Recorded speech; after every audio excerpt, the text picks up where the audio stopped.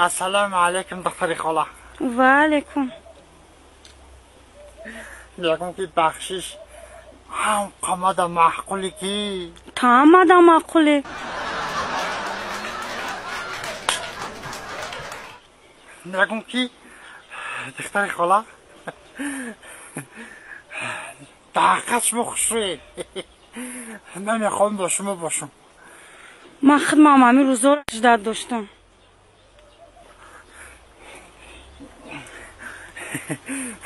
اگه نه نمیرتون رو بنویسی. چی؟ نمیرو تا بنویس اگه نه. دیوونه ای؟ من با تلفن خودم گپ زده رفتم.